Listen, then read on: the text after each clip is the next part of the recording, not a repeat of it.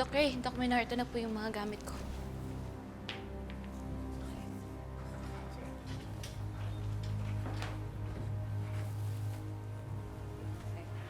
Let's check it.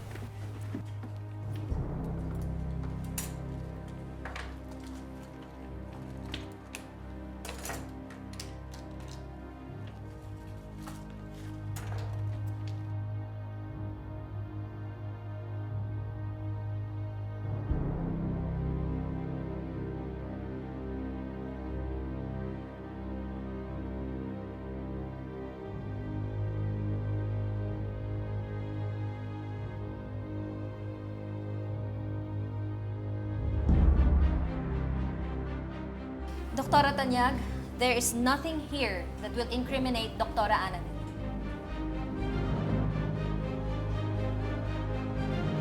Kahit dito, wala.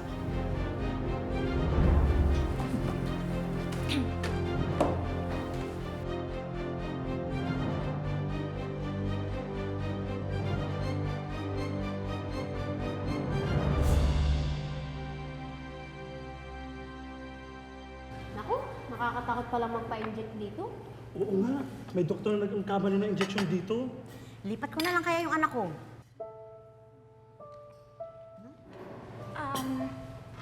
Hello po, excuse me po. Pasensya na po, naringgan ko lang po yung pinag-uusapan po ninyo. Naku, wag po kayong matakot na magpagamot po dito sa Apex. Kasi sinisigurado naman po namin na maalagaan po namin yung mga mahal nyo po sa buhay dito. Nurse, totoo po bang may nagkamali na doktor dito? Oo nga, nakakatakot eh, no? Naku, alam niyo ba, yan yung iniimbestigahan ngayon. Kaya hanggat hindi yan napapatunayan, yan ay chismis lamang. Ano ba kayo? Lahat po ng doktor dito magagaling. Kaya po, Nay, huwag niyo po ilipat yung anak niyo. Hindi naman natin sigurado. Naku, ganda na lang. Gusto niyo, ililibre ko na yung dessert niyo, ha? Okay, thank you. Salamat po. Thank you. Salamat.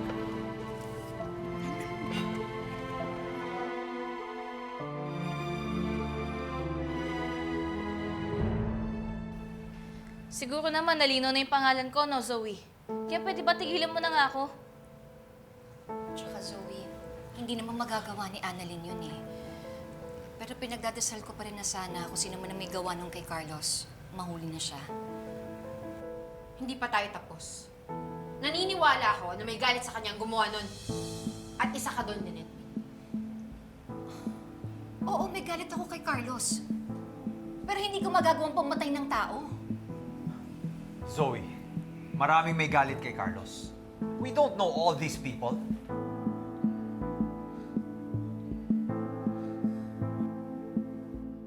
Doc RJ, Tita Lynette, pasensya na po kayo. Nag-aalala lang po si Ate Zoe para kay Dad. Naintindihan naman namin yun, Harry. Wala namang problema dun eh. Pero sana hindi siya nang bibintang ng tao. Doc Menard, babalik na po ako sa duty ko. Okay, gagawan ko na to ng report at isasubmit ko sa board.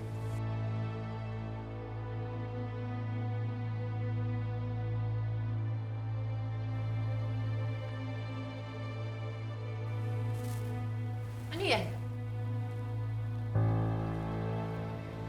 Ano yung nahulog sa coat mo?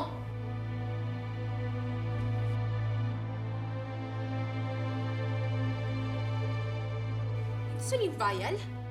Ito yung hinahanap namin! Doc Menaro, tingnan mo! Sabi ko na nga ba, guilty ka eh!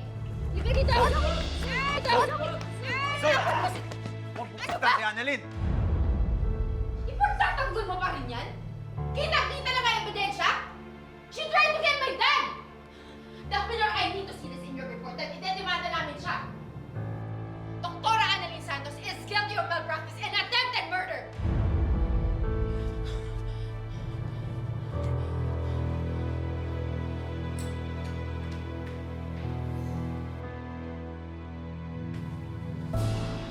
Harry, hindi sa akin yun! Hindi ko alam paano napunta sa coat ko yun!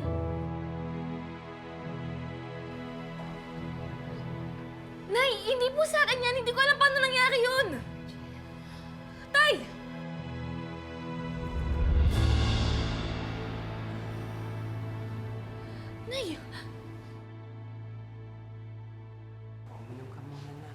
Thank you po, Ninang. Nak, paano ba kasi napapunta yung vial na yun dyan sa coat mo? Hindi ko po talaga alam, Ninang eh. Basta nung kinuha ko po yung panyo ko, nahulog na lang po yung vial. Anak, hindi kaya nanggaling yung vial dun sa pasyente na tinurukan mo? Hindi po, Nay eh. Tinurukan ko lang naman po yung pasyente kasi nakiusap po sa akin yung nanay niya. Ayaw po kasi magpa-inject sa mga nurse eh. Pero wala po kong hinawakan na vial nun. Pero yung vial na yun na nagpahamak sa'yo, ha? Eh, paano mo ngayon i-deny? Eh, nahulog na sa coat mo. Hindi ko po alam, Ninang. Nay, tingin niyo po ba matatanggal na po ako sa Apex? Naku, hindi, no? Ano ka ba? Ang tatay mo ang isa sa may-ari ng Apex. CEO yun. Eh, sino ba bangga doon? Sige nga. Si Zoe? Excuse me, no? Hindi siya totoong tanyag. Anak, tatagan mo lang yung loob mo, ha? Wala kang ginagawang masama. Wala kang kasalanan. Kaya dapat huwag kang matakot.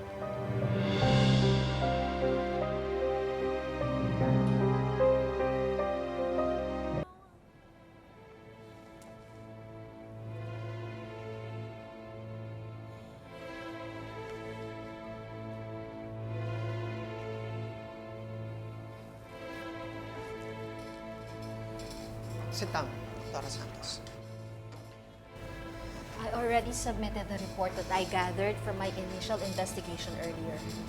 Binigay ko na kay Doc Ray, and he will just inform you of the management's decision.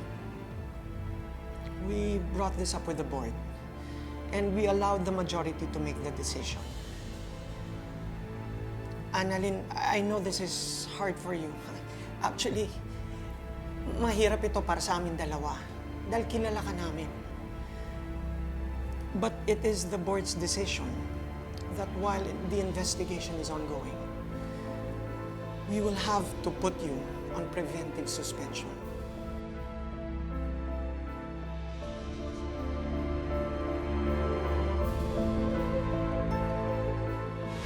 Ipapacheck daw ni Doc Ray ang lahat ng CCTV sa ospital. Go ahead, let them check. I'm always one step ahead of my enemies. Kahit ano pang marathon viewing ang gawin nila sa CCTV, wala silang mapapala. Wala rin nagawa yung pagiging tanyag mo.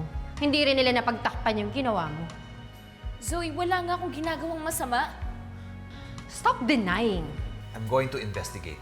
I'm going to seek an expert's opinion kung yung pinresent nilang video ay edited. Dahil malakas ang kutob ko na may binago sila sa video. At yun ang aalamin ko.